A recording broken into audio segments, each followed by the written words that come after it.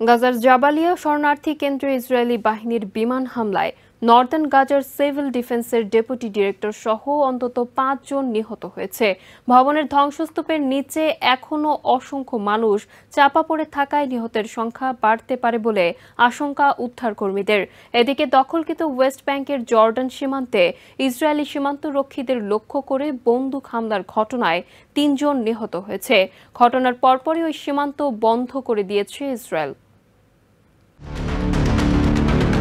গাজার জাবালিয়া শরণার্থী আশ্রয় কেন্দ্রে ইসরায়েলি হামলায় বেশ কয়েকজন নিহত হয়েছে। নিহতদের মধ্যে নর্দার্ন গাজার সিভিল ডিফেন্সের ডেপুটি ডিরেক্টর ও তার পরিবারের কয়েকজন সদস্য রয়েছে। হামলার পরপরই উদ্ধারকারী দলের সাথে স্থানীয়রা উদ্ধার কাজে অংশ নেয়। কামাল আদওয়ান হসপিটালের কাছে আল আলামি এলাকা লক্ষ্য করে শনিবার দিবাগত রাতে এই বিমান হামলা চালানো হয়। আহতদের মধ্যে বেশ কয়েকজন নারী ও শিশু রয়েছে। শিশুদের উদ্ধার করেই দ্রুত হাসপাতালে নিয়ে যাওয়া হয়। এই ঘটনায় ওই এলাকার বাসিন্দাদের মধ্যে নতুন করে আতঙ্ক ছড়িয়ে পড়েছে। উদ্ধারকারী দল জানিয়েছে, ভবনের ধ্বংসস্তূপের নিচে অনেক মানুষ চাপা পড়ে আছে। ফলে এই ঘটনায় ঠিক কতজন আহত বা নিহত হয়েছে তা নিশ্চিত করে বলা যাচ্ছে না। পর্যাপ্ত যন্ত্রপাতির অভাবে উদ্ধার অভিযান পরিচালনা করতে বেগ পেতে হচ্ছে সিভিল ডিফেন্স কর্মীদের। এরপরও আটকে পড়াদের জীবিত অবস্থায় উদ্ধারের সর্বোচ্চ চেষ্টা করে যাচ্ছেন তারা। গাজায় হামলা ও হামলার পর এমন ধ্বংসযজ্ঞের চিহ্ন নিত্য নৈমিত্তিক ব্যাপার হয়ে দাঁড়িয়েছে। ইসরায়েলি হামলায় গত বছরের ৭ অক্টোবর থেকে শুরু হওয়া হামলায় গাজায় নিহতের সংখ্যা ৪০,৯৭০ ছাড়িয়ে গেছে। এদিকে অধিকৃত ওয়েস্ট ব্যাংকের জর্ডান সীমান্তে বন্দুকধারীর হামলায় ৩ বেসরকারি সীমান্তরক্ষী নিহত হয়েছে। রোববার সকালে কিং হুসেন ব্রিজের ওপর এই হামলা চালানো হয়। তেল আভিভ জানিয়েছে, একটি ট্রাক নিয়ে জর্ডানের সীমান্তবর্তী শহর আল কারামে থেকে ওই অস্ত্রধারী সীমান্তের কাছে আসে। এরপর কিছু বুঝে ওঠার আগেই সীমান্তরক্ষীদের লক্ষ্য করে অতর্কিত হামলা চালায়। প্রথমে নিহত ৩ জনকে বেসামরিক নাগরিক হিসেবে ঘোষণা করা হলেও পরে জানা যায় তারা একটি বেসরকারি প্রতিষ্ঠানের হয়ে সেনা ও পুলিশ সদস্যদের পাশাপাশি সীমান্তের নিরাপত্তা রক্ষায় নিয়োজিত ছিলেন। ভারতের সশস্ত্র বাহিনীকে যুদ্ধের জন্য প্রস্তুত থাকতে বলে দেশটির প্রতিরক্ষামন্ত্রী রাজনাথ সিং এর সাম্প্রতিক বক্তব্যে বিস্ময় জানিয়েছে বাংলাদেশ। রবিবার দেশটির অন্তর্বর্তী সরকারের পররাষ্ট্র উপদেষ্টা তৌহিদ হোসেন বলেন, রাজনাথ সিং এর বক্তব্যে কেন বাংলাদেশ প্রসঙ্গে এলো তা নিয়ে উদ্বেগের চাইতে বেশি অবাক হয়েছে ঢাকা। তিনি জানান, ইউক্রেন এবং হামাসের সঙ্গে বাংলাদেশ কি করে তুলনীয় হয় সেটিও তার বোধগম্য নয়। তবে ভারতের সঙ্গে বাংলাদেশ যুদ্ধের কোনো আশঙ্কা করছে না বলেও জানান পররাষ্ট্র উপদেষ্টা। গত বৃহস্পতিবার ভারতের প্রতিরক্ষামন্ত্রী রাজনাথ সিং দেশটির সশস্ত্র বাহিনীকে ভবিষ্যৎ যুদ্ধ মোকাবেলার জন্য তৈরি থাকতে বলেন। গাজা ও ইউক্রেন যুদ্ধের পাশাপাশি বাংলাদেশের বর্তমান পরিস্থিতি তুলে ধরে উত্তরপ্রদেশের লখনউতে ভারতের সশস্ত্র বাহিনীর কমান্ডারদের যৌথ সম্মেলনে এই কথা বলেন তিনি।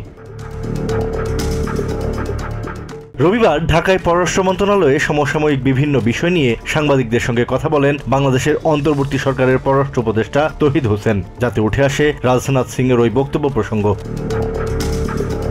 পররাষ্ট্র উপদেষ্টা ভারতের প্রতিরক্ষামন্ত্রীর এমন বক্তব্যের কোনো কারণই দেখেন না। অনুমান নির্ভর হয়ে বাংলাদেশ এ বিষয়ে প্রতিক্রিয়া দেখাতে চায় না বলেও জানান পররাষ্ট্র উপদেষ্টা। বাংলাদেশের সাবেক প্রধানমন্ত্রী শেখ হাসিনাকে ভারতের রাজনৈতিক আশ্রয় দেওয়ার প্রসঙ্গেও জানতে চাওয়া হয় তৌহিদ হোসেনের কাছে। পাশাপাশি নিউ ইয়র্কে জাতিসংঘ অধিবেশনের সাইডলাইনে প্রধান উপদেষ্টা ডক্টর মোহাম্মদ ইউনূসের সঙ্গে ভারতের প্রধানমন্ত্রী নরেন্দ্র মোদীর বৈঠকের বিষয়টি এখনও নিশ্চিত নয় বলে জানান পররাষ্ট্র উপদেষ্টা। এছাড়া বাংলাদেশে আরও রোহিঙ্গাকে আশ্রয় দিতে জাতিসংঘ শরণার্থী বিষয়ক হাই কমিশনারের আকাঙ্ক্ষার বিষয়ে তৌহিদ হোসেন বলেন, বাংলাদেশ আর একজন রোহিঙ্গাকেও আশ্রয় দিতে পারবে না। ভারতের পশ্চিমবঙ্গে এক নারী চিকিৎসককে ধর্ষণ ও হত্যার প্রতিবাদে নিউ ইয়র্কে বিক্ষোভ সমাবেশ হয়েছে। রবিবার বিকেলে ম্যানহাটনের টাইমস স্কোয়ারে এই সমাবেশ অনুষ্ঠিত হয়। বিশ্বের 30টি দেশের 150টি শহরে এমন বিক্ষোভ অনুষ্ঠিত হচ্ছে। শিক্ষার্থী সহ সচেতন নাগরিকেরা বিক্ষোভে অংশ নিয়ে ওই হত্যাকাণ্ডের দৃষ্টান্তমূলক বিচার দাবি করছেন। We want justice, equal right, equal safety সহ বিভিন্ন পোস্টার, ব্যানার, প্লেকার্ড ও ভারতের পতাকা হাতে বিক্ষোভকারীরা জড়ো হন টাইমস স্কোয়ারে। এই বিক্ষোভে নানা বয়সী নারী পুরুষের পাশাপাশি শিশুরাও অংশ নেয়। বিক্ষোভে অংশগ্রহণকারীরা বলেন, এ ধরনের ঘটনায় দেশটিতে থাকা তাদের পরিবার ও স্বজনদের নিয়ে উদ্বিগ্ন তারা। আমার নিজের বোন ডক্টর হচ্ছে, she is going to do a masters, and আমি অনেক কনসার্ন আছি whether she is secure in a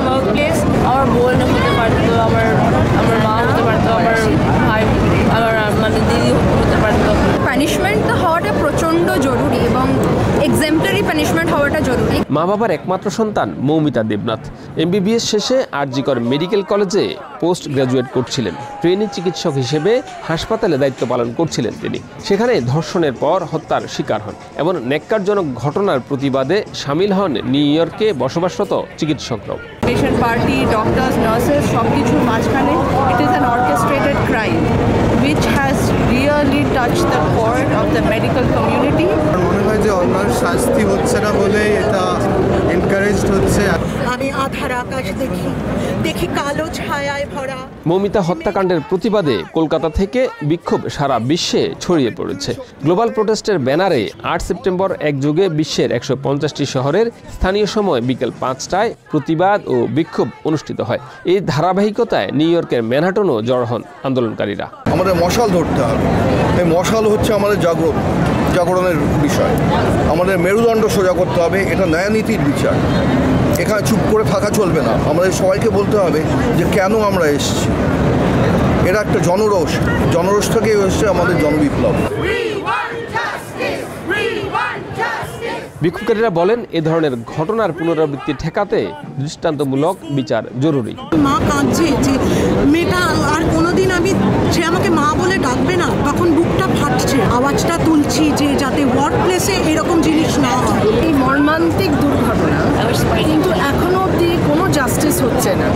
এটা আমাদের ভীষণভাবে মনে হচ্ছে যে জাস্টিসটা ভীষণ দরকার। গত 9ই আগস্ট কলকাতার আরজিকর হাসপাতালের ধর্ষণ ও হত্যাকাণ্ডের শিকার হন মৌমিতা দেবনাথ। নিউ ইয়র্ক থেকে সম্প্রচারিত TVN 24 টেলিভিশন বিশ্বজুড়ে বাঙালির কণ্ঠস্বর।